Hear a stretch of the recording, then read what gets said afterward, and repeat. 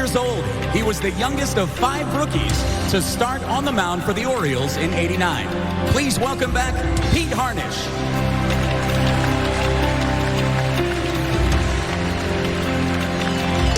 This rookie pitcher led the league with 36 starts, going 14-12 with a 3.74 ERA.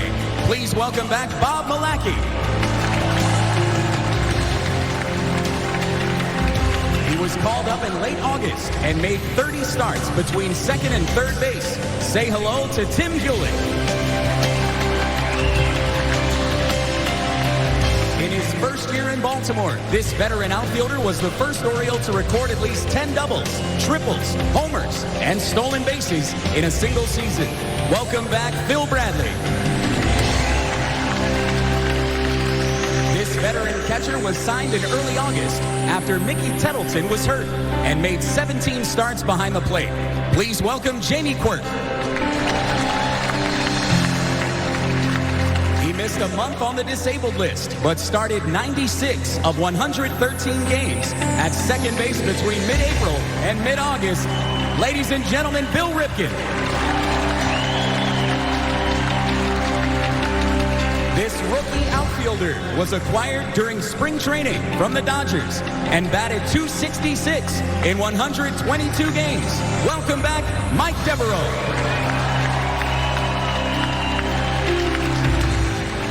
He was called up in August and was the American League Pitcher of the Week in his second week with his hometown Orioles. You see him on Masson and hear him on the Orioles radio network. Ladies and gentlemen, Dave Johnson. Left-hander went 18-8 with a 3.43 ERA and tied for 6th in Cy Young Award voting. Say hello to Jeff Ballard.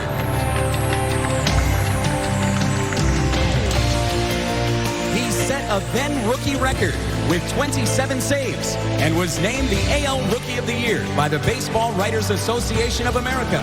An analyst on the Orioles radio network, here's Greg Olson. Finally, he led AL shortstops in homers and RBI and finished the '89 season having played in 1,250 consecutive games, less than halfway to his final record of 2,632. Welcome, Hall of Famer and Orioles legend, Cal Ripken Jr.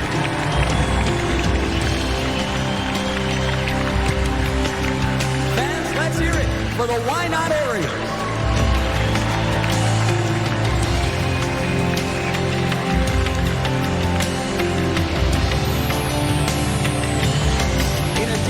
To these members of the 1989 team, ladies and gentlemen, we'd like to acknowledge those who are no longer with us. Infielder Juan Bell. Pitcher Kevin Hickey. Coaches L. Rod Hendricks, Kurt Moten, Johnny Oates, and Cal Ripken Sr. And Hall of Famer and Orioles legend, manager Frank Robinson.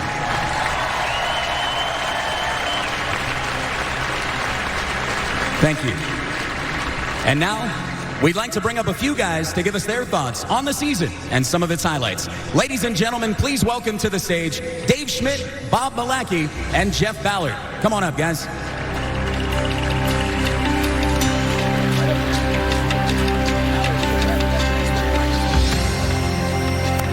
Anderson is at third, Bradley is at second, and a base hit could tie this game. And here's just the man the Orioles want to have up there, Cal Ripken.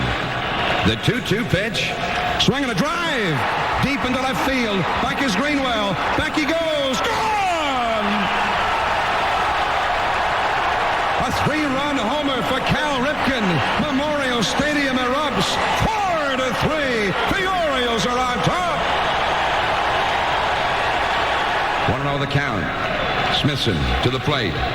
There's a pop fly, shallow left center field. Burke's on the run. He dives. He can't get it. The ball game is over. Here comes Templeton. He scores. 5-4. The Orioles. Worthington is the hero, and they're going crazy. Dave, we're going to start with you. You started opening day against Roger Clemens and the Red Sox. The year before, you won the team's first game after a 0-21 start. Obviously, the team winning the opener was a different kind of start. But when did you get the feeling that this 89 team might be something special? Well, we came back with a revamped roster. We had a lot of new young players, but we also had some holdovers from the previous year.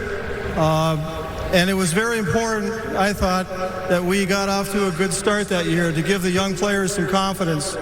And as we went along the first month and a half of the season, we started winning series. We could all see that we were gaining confidence. And at some point, we looked around and thought, we can play with anybody in this league. But opening day was a great experience. To beat the Red Sox, a playoff-tested team with their ace on the mound, Roger Clemens, was a big step in the right direction. Bob, on April 23rd, one day after the Orioles moved into first place, you took the mound against the Twins.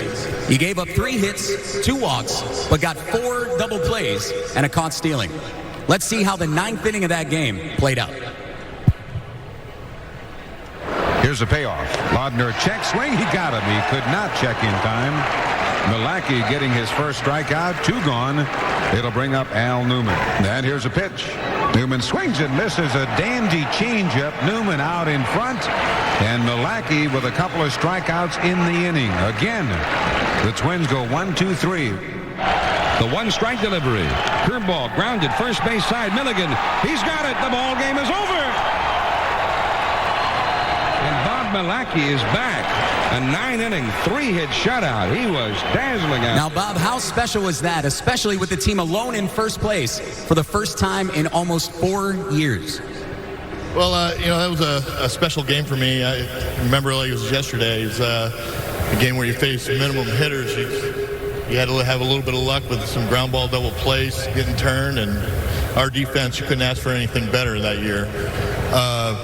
But the big thing is where we went out there and had a real quick game because it was a game. It was a getaway day, so it was like a 2-hour game. So it was kind of special.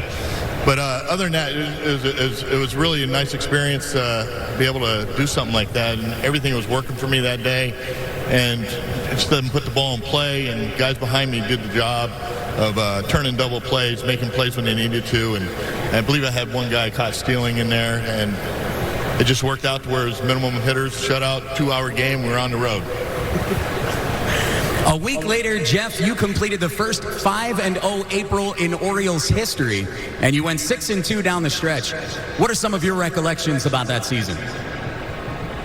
Well, just, getting started early in the year on winning notes was such a big thing for this ball club in '89, and being a big part of that was great, and the momentum that you build from start to start, and I think translated into success for the whole team, and it was just very memorable. It's something I'll never forget. 5-0, I never expected to do that, but we had such great defense and timely hitting that, it was just worked great.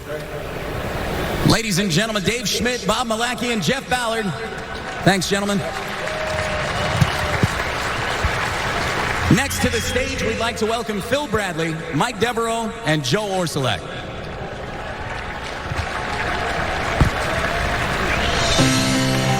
Yeah, come on up, guys.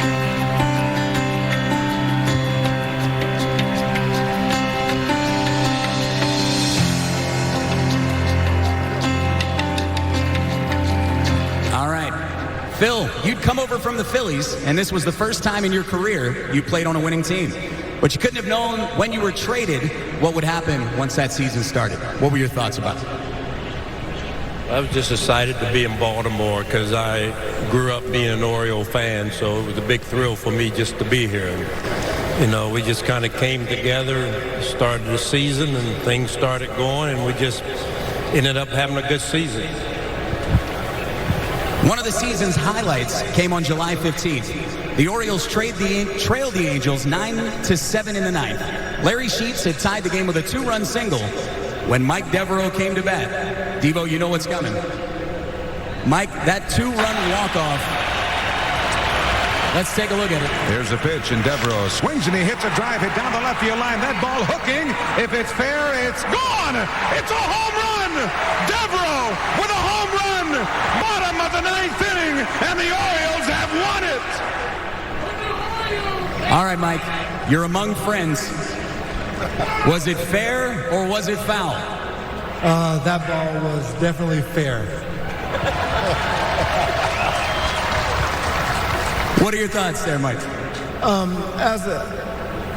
As a player, especially growing up young, you want to be able to be in a situation to hit walk-off home run. And that season with the Orioles, our fans were behind us so much. I mean, we always had at least 40,000 people in the stands. And to be able to be up in that situation, and from us playing against the Angels and being able to come from behind and get that big win, and it was just a great situation, great performance. We loved it. Another big moment came on August 26th in a nationally televised game at Yankee Stadium, not too far from where Joe Orsolak grew up in New Jersey.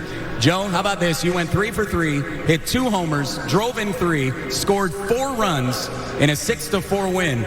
How special was that for a guy not necessarily known as a home run hitter? Oh, it was great. My parents were there. I had left about 50 passes, all my friends from high school and everything. And I wasn't supposed to play that day, but Frank slotted me in and ended up having a good day. You just never know. Yeah, I think it was important to have you in the lineup that day, I'll tell you what. Ladies and gentlemen, Phil Bradley, Mike Devereaux, and Joe Orsolak.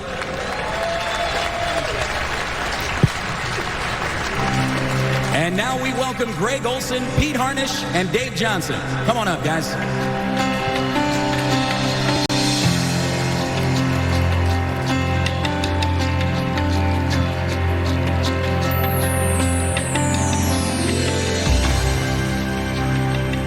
All right, Greg Olson. Mark Williamson got most of the save chances early on until a game on April 26th at Oakland.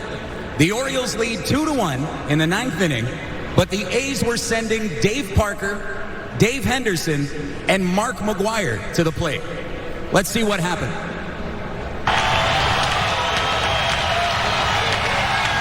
Breaking ball, swung on and missed, and Parker strikes on. Orioles 2, Oakland 1, 1 out, bottom of the 9th inning. Here comes the hook, and down he goes, right off the table. What a great curveball. The Orioles score 2 in the 8th to take the lead, 2-1. And the 2-2 pitch. And a roller. Got him, called strike 3. Greg Olson strikes out the side, the bottom of the 9th. He got Dave Parker and Dave Henderson swinging, and Mark McGwire is called out on strikes as the Orioles defeat the Oakland A's 2-1. Greg, this was obviously a big moment. I wish everybody could hear the reactions coming from these guys over here. Tell us a little bit about that. Easy as can be, right? Well, I went out for the 9th inning, the 8th inning, and pitched, did my job, and I thought they were going to turn the ball over to Mark Williamson, so I was happy my job was done. And then nobody took me out of the game. And walked out for the 9th, and Mickey had played for Oakland the year before, so he knew the hitters, and they hadn't seen me before, so I just relied on Mickey, and whatever finger he put down, I threw it. Pretty incredible stuff for a rookie. It all boiled down to that final weekend in Toronto, and after the Orioles lost a tough game on Friday night, they needed a win Saturday to extend the season. Pete, you were supposed to be the starter that day. What happened? I don't know. Dave Johnson wound up pitching, that's all I know.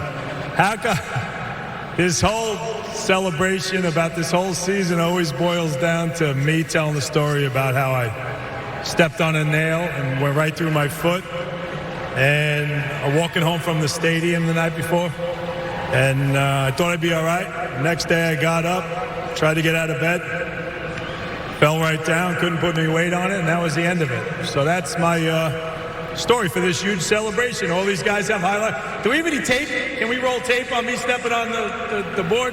My question is, where was Dave Johnson when that nail was planted? Do we have video of that? Yeah. We don't know. There's been conspiracy theories before. So, Dave, you get the start. You weren't even on the roster before August 1st. Quite a change from pitching in Rochester in July. Yeah, I was fortunate that I had a map of where Pete was going to walk home to the hotel that night, so it worked out pretty good. But, yeah, I just got there. I actually didn't pitch great in September after having a pretty good August. And Frank told me, I don't know if he told Pete or not, but he said when we were in Milwaukee, whoever pitches the best out of us two was going to get that Saturday game. I lost. I think Pete won, so it was his game, except for the fact that I had a plan. And so after I realized I get to the ballpark and the baseballs are in my shoes, which Elrod always put them in the starting pitcher's shoes, I was like, okay. So I went to Al Jackson, the pitching coach, and I said, hey, I'm not pitching. He said, yeah, Pete stepped on a nail. Something's wrong with his foot. He can't pitch. You're pitching. So I went out and pitched, and I gave up a run in the first inning. Felt awful. Frank Robinson caught me at the top of the step of the dugout and let me have it pretty good and basically told me to get my head out of my butt. We got a game to win. And fortunately, I realized after that they couldn't hit a ball out of the ballpark because the wind was swirling with the dome open. So Devo and Bradley, all the guys were just running around catching a whole bunch of fly balls. And I ended up getting to the 8th inning. And unfortunately, we were winning 3-1, but it didn't work out. Ladies and gentlemen, Greg Olson, Pete Harnisch, and Dave Johnson. Thanks, guys.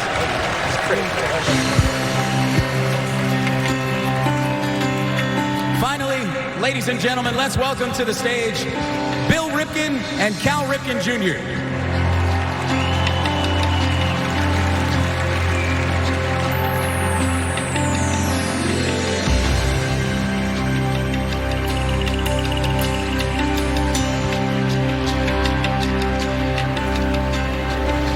Playing a solid second base when you got injured and missed a pretty crucial stretch of the season.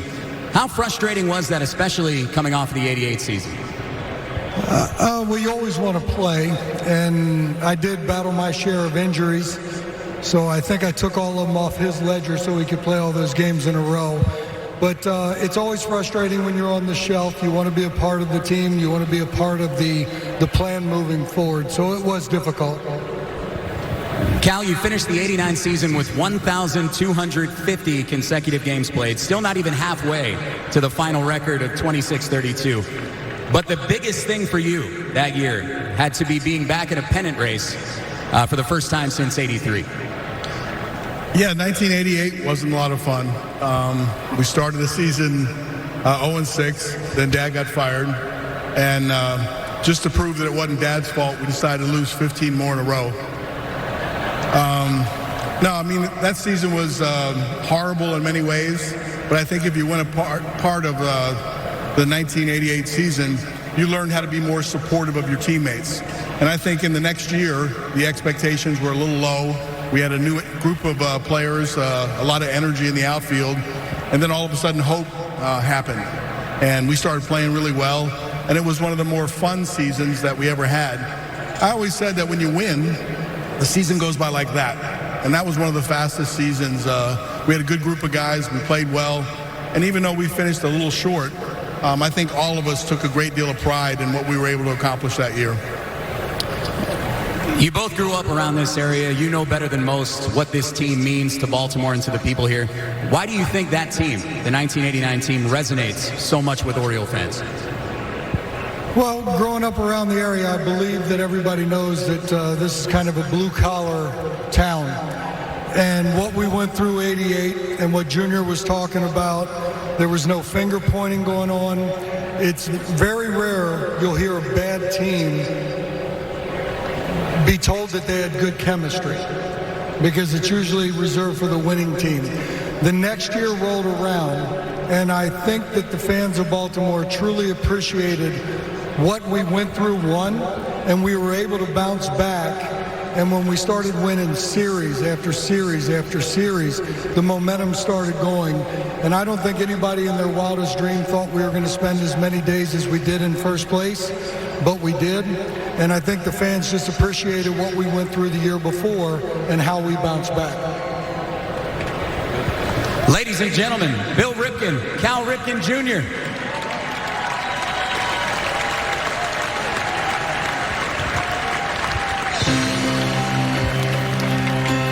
Ladies and gentlemen, before we go, it's now time for our ceremonial first pitch. Doing the honors this evening in honor of tonight's 30th anniversary of the 1989 reunion ceremony, let's hear it for 89 Orioles pitcher Dave Johnson. And catching his pitch tonight is the catcher from that team. Give it up for Jamie Quirk. All right, DJ, whenever you're ready. As soon as he's got a glove, just remember, you can't bounce it.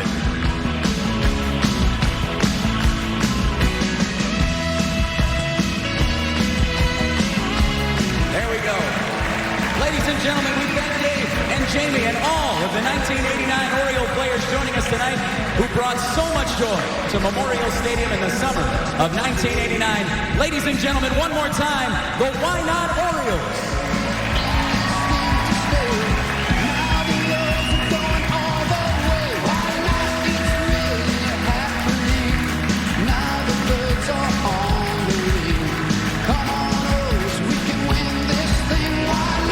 And thank Ron Wagner for the great ceremony. Up next, Orioles host the Houston Astros.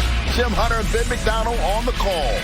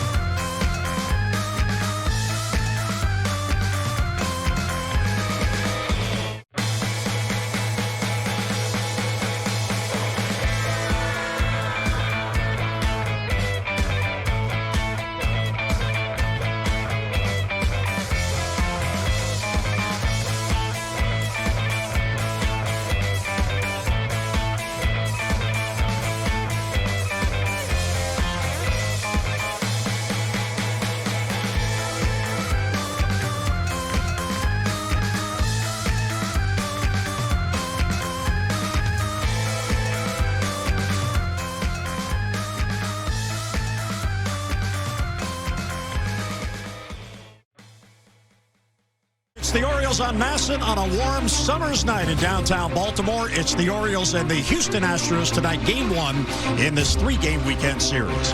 And hi, everyone. I'm Jim Hunter. Thanks so much for joining us as the Orioles tonight celebrate the Why Not team of 1989, a team that has a very unique bond with Oriole fans, despite the fact the 89 team finished in second place. But it was the journey and where the team came from that will forever be in the hearts of Orioles fans. Remember back to 1988? Well, that was a season to forget, and 89 they did. The 1988 season began with the team going 0-21. They eventually would finish 55-106. Last place, 34.5 games out of first place. But 1989, out of nowhere, the team contended to the final weekend of the season. They held first place that year for 110 days, eventually going 87-75, and finished in second place, 2 games back of the AL East champion Toronto Blue Jays. And Ben McDonald was a September call-up on that team. He was a rookie. What a season and what a finish, going to the final 3 days, still with a chance to win. Yeah, I mean, in today's game, you see it happen more often. Back then, it was very rare to go from dead last to have a chance coming down to the last couple of games of the season for first place. You know, there were no wild cards back then, and so it was a big turnaround. I was just proud to be a small part of it. I was a September call-up. Just to kind of get a part of it and see what playoff or potential playoff baseball would be like was a big thrill for me, and still one of the highlights of my career. You were the prize for that 1988 season. You were the #1 overall pick in June of 89, and all of a sudden in September they said, okay, kid, you're going to the big leagues. Yeah, I mean, I knew that the Orioles had such a bad 88 and they had the first pick, and I thought I would be drafted. I was drafted by the Orioles, but then I kept following it, and the Orioles kept winning.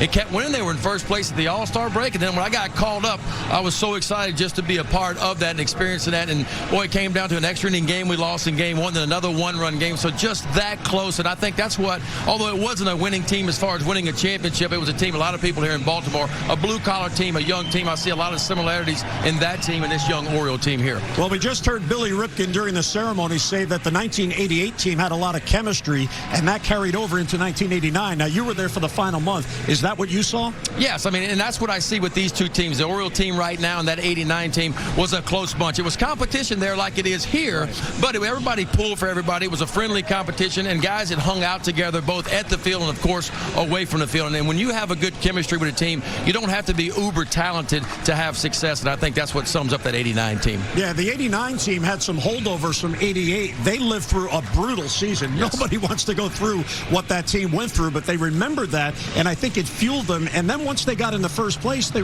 probably looked around and said, well, wait a minute, we might be able to do this. Yeah, that's where the term why not came from. Somebody said, what's going on? And they said, well, somebody's got to win. Why not us? And it just kind of went from there. And so, you know, it's amazing how it can turn around. I think the current Orioles now are looking at this team and maybe look at the history and say, you know what, we weren't very good last year. We're struggling this year. But, you know, the turnaround might be near. It might be in the near future. So there's hope there. Yeah, you have to go from the bottom up. And the 89 team showed us that 88 was the bottom. And maybe now this year's version of the Orioles, yeah, they're in last place, but they're learning about the players that are here, and they know that help is on the way. No doubt. And you see the Orioles are, what, 19 games ahead of last year's schedule? I know it doesn't seem like a lot, but it is. And you see the improvement. July was a wonderful month for the Orioles, the best month they've had in 2 years. Now, this is a tough stretch. The Yankees put it to the Orioles pretty good. Now you got the Astros for 3, then you got the Yankees again for 4, then you got the Red Sox. And so this is the toughest stretch of the year. But again, when you're improving, every now and then you want to test yourself against the best. This is the test the Orioles are going to get the next 2 weeks to see how far they have come. Now, let me ask you this. I hear players all the time say that they actually learn more from adversity than they do from success, because if there's adversity, you have to figure out a way to get beyond it. Is that true? Do you feel that way? There's no doubt about it. The game of baseball at this level is about adversity, and it's about figuring out what you're doing wrong and making adjustments. Can you make adjustments? So if you go through the league one time and you have success, but then all of a sudden the league adjust back to you, you got to figure out a way to adjust back to them. And those are the guys you see stick around for a long time. So success at this level is awfully tough. It comes in spurts when you're a young team like the Orioles, but you learn from your failures. This game is built on failure. It always has been. I mean, look, if you go 3 for 10, you fail 70% of the time, but you're one of the best hitters in baseball. So it's built on failure, but if you can learn from your failures and you can be better for it in the end, that's what it's about. So tonight, game 1 in this 3-game weekend series with the Houston Astros, the first-place team in the AL West. The 1989 Why Not Orioles, managed by Frank Robinson. They are here celebrating the 30th anniversary of that brilliant season.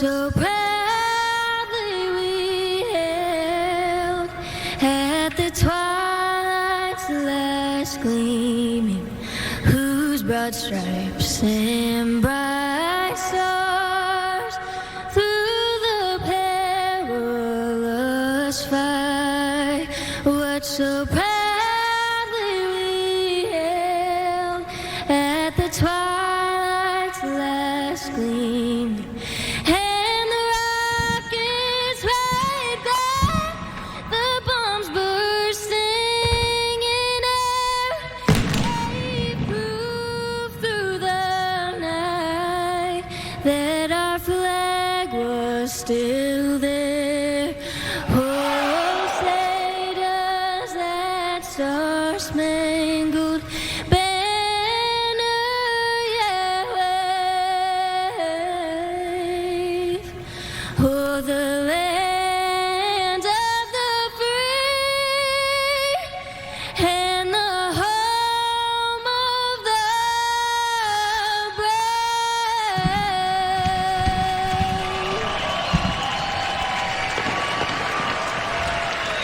Outstanding job by Carter Faith on our